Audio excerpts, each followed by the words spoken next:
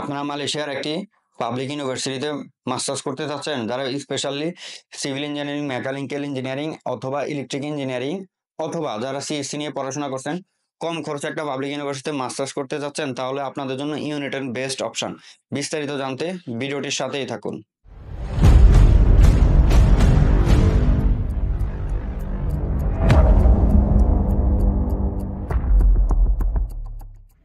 আসসালামু আলাইকুম, সবাই কেমন আছেন? আশা করি সবাই আল্লাহর রহমতে ভালো আছেন। আমিও আপনাদের দোয়া এবং আল্লাহর অশেষ রহমতে ভালো আছি। আমি নওশাদ হোসাইন, মালয়েশিয়া থেকে বলছি। আপনারা অনেকে আমাকে চেনেন, আমি সিটি ইউনিভার্সিটি স্টুডেন্ট। এখান থেকে আমি এখন পিএইচডি ক্যান্ডিডেট, পিএইচডির জন্য অ্যাডমিশন নিয়েছি এবং নেক্সট মান্থ থেকে আমার পিএইচডি শুরু হবে। তো আপনারা এটাও আরো জানেন যে ঢাকায় আমার একটা অফিস আছে, এনএস গ্লোবাল এডুকেশন নামে। আমি দীর্ঘ 6 বছর ধরে স্টুডেন্ট ভিসা নিয়ে কাজ করি এবং লাস্ট 2 ইয়ার্স এর মতো হচ্ছে অফিসিয়ালি কাজ করি। সবচেয়ে বড় যে নিউজটা হচ্ছে, অনেকেই জানেন অলরেডি যে আমাদের এনএস গ্লোবাল এডুকেশনের বর্তমানে মালয়েশিয়াতে অফিস আছে এবং ঢাকায় অফিস আছে, এই আর কি। তো আজকে আমি মূল টপিকে যাই। আজকে মূলত আমি ইউনিটেন নিয়ে কথা বলবো, ইউনিটেন ইউনিভার্সিটি নিয়ে কথা বলবো আর কি। ইউনিটেনের ফুল মিনিং হচ্ছে ইউনিভার্সিটি তেনাগা ন্যাশনাল, অর্থাৎ এটা মালয়েশিয়ার একটা স্বনামধন্য সেমি গভর্নমেন্ট ইউনিভার্সিটি এবং ওয়ার্ল্ড র্যাঙ্কিং এ 650-এর ভিতরে ইউনিভার্সিটিটা। যারা বাংলাদেশ থেকে মানে ইউনিটেনে পড়তে আসতে চান, তারা কারা আসবেন এবং কোন সাবজেক্ট গুলাতে আসবেন তাদের জন্য আমি বলে রাখি, ইউনিটেনে আমি বেসিক্যালি মাস্টার্স এবং পিএইচডি নিয়ে কাজ করতেছি।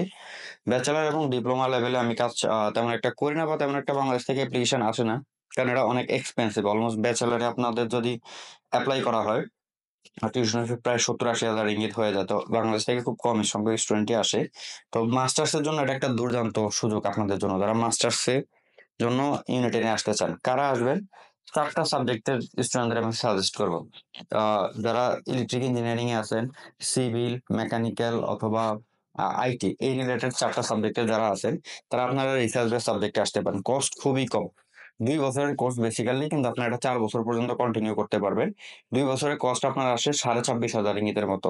এবং প্রথম অবস্থায় স্টুডেন্টের এক সেমিস্টার ফি, ইএমজিএস ফি, রেজিস্ট্রেশন ফি, এটা মানে আরো আনুষঙ্গিক কস্ট দিয়ে, ইউনিভার্সিটি আরো আনুষঙ্গিক কস্ট দিয়ে আপনারা 14,000 রিঙ্গিতে ফ্লাই করতে পারবেন। পরবর্তী সেমিস্টার গুলোতে আপনাদের 4,500 রিঙ্গিতের মতো হচ্ছে আপনার টিউশন ফি আসে আর কি। তো আপনাদের কোর্সটা হচ্ছে বেসিক্যালি 2 বছর, কিন্তু এটা 4 বছর করতে পারবেন।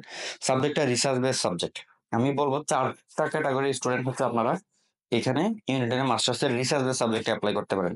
আমি আবারও বলি, ইলেকট্রিক ইঞ্জিনিয়ারিং যারা আছেন, সিভিল ইঞ্জিনিয়ারিং যারা আছেন, মেকানিক্যাল ইঞ্জিনিয়ারিং যারা আছেন এবং আইটি অর্থাৎ কম্পিউটার সায়েন্স বা সিএসসি নিয়ে যারা বাংলাদেশে পড়াশোনা করছেন, তারা এখানে চাইলে আইটির উপর মাস্টার্স করতে পারেন।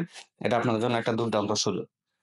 রিসার্চের সাবজেক্ট হতে এইটাতে একটা সুবিধা হচ্ছে, আপনার সপ্তাহে প্রথম সেমিস্টারে সপ্তাহে 2 দিনের মতো ক্লাস হবে। পরের সেমিস্টার থেকে আপনার এখানে তেমন একটা ক্লাসের ঝামেলা নাই।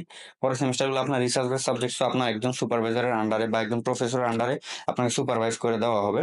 আপনি তার সাথে কমিউনিকেশন করে আপনি আপনার রিসার্চ প্রপোজাল কন্টিনিউ করে যাবেন। এখন ইউনিটেনে কেন আসবে? ইউনিটেন আমি প্রথমেই বলে রাখি, এটা হচ্ছে একটা সেমি গভর্নমেন্ট ইউনিভার্সিটি, অর্থাৎ আধা সরকারি। আধা সরকারি কেন বললাম? এটা মালয়েশিয়ার যে বিদ্যুৎ অধিদপ্তর বা বিদ্যুৎ মন্ত্রণালয় আছে, তার অধীনস্থ হচ্ছে একটা ইউনিভার্সিটি এবং ওয়ার্ল্ড র্যাঙ্কিং এ যেটার অবস্থান হচ্ছে 650-এর ভিতরে। সো পড়াশোনার মানও যেমন ভালো, বিশাল campus as like public university যেমন হয় আর কি, বিশাল ক্যাম্পাস, পড়াশোনার মান ভালো, ওয়ার্ল্ড রিকগনাইজড আছে। বাংলাদেশ থেকে যারা এই সাবজেক্ট গুলাতে মালয়েশিয়াতে পড়তে আসতে চায়, এই যে 4টা সাবজেক্টের নাম বললাম, তারা বেসিক্যালি প্রাইভেট ইউনিভার্সিটি গুলোতে এই সাবজেক্ট গুলো মাস্টার্স লেভেলে পাওয়া যায় না, ব্যাচেলার লেভেলে পাওয়া যায়, কিন্তু মাস্টার্স লেভেলে পাওয়া যায় না।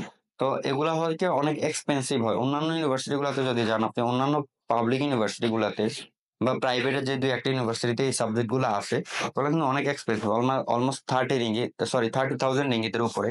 মানে 30,000 বলবো না আমি, অলমোস্ট 35,000 রিঙ্গিতের উপরে কস্টিংটা হয়ে যায় আর কি।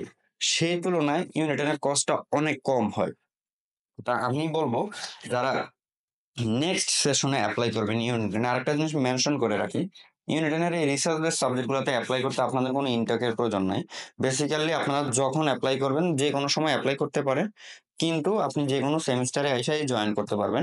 আপনার ভিসা হয়ে যাওয়ার পর আপনি যখন ফ্লাইট টাইম হবে, তখন নেক্সট যে ইনটেকটা থাকবে সেই ইনটেকটা এসে আপনি জয়েন করতে পারবেন। এটা একটা ইজি আপনাদের জন্য হবে। সো আপনারা যে কোনো সময় অ্যাপ্লাই করতে পারবেন। অ্যাপ্লাইয়ের জন্য আমাদের সাথে যোগাযোগ করবেন। আমি কথা খুব বড় করব না, সার সংক্ষেপে ভিডিওটাতে বলে রাখি, যারা বাংলাদেশ থেকে সিভিল ইঞ্জিনিয়ারিং, মেকানিক্যাল ইঞ্জিনিয়ারিং অথবা ইলেকট্রিক ইঞ্জিনিয়ারিং অথবা সিএসসি বা কম্পিউটার সায়েন্স বা আইটি নিয়ে যারা পড়াশোনা করছেন এবং বাইরের কান্ট্রিতে ওয়ার্ল্ড র্যাঙ্কিং একটা ইউনিভার্সিটিতে মাস্টার্স করতে যাচ্ছেন, তাদের জন্য ইউনিটেন দুর্দান্ত সুযোগ। আপনারা যারা ইউনিটেনে এপ্লাই করবেন তারা চাইলে এখন থেকে এনএস গ্লোবাল এডুকেশনের মাধ্যমে আবেদন করতে পারবেন।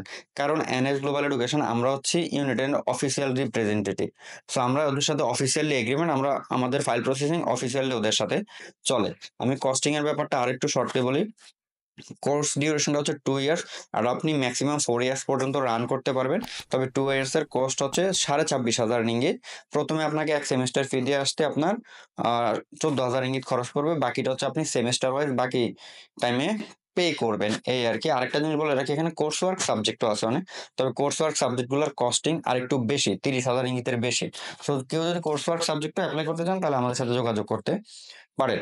আমি এই ভিডিও ডিসক্রিপশনে আমি আমার কন্ট্যাক্ট ডিটেলস, হোয়াটসঅ্যাপ নাম্বার এবং আমার Dhaka office address, Malaysia office address এবং ওখানকার কন্ট্যাক্ট নাম্বারগুলো দিয়ে রাখবো। আপনারা যারা অ্যাপ্লাই করবেন এবং এই বাজেটটা যাদের জন্য সুইটেবল, তারা চাইলে সরাসরি আমাদের অফিস ভিজিট করতে পারেন অথবা আমার সাথে যোগাযোগ করতে পারেন। আজকে এই পর্যন্তই। সবাই ভালো থাকবেন, সুস্থ থাকবেন। আল্লাহ হাফেজ।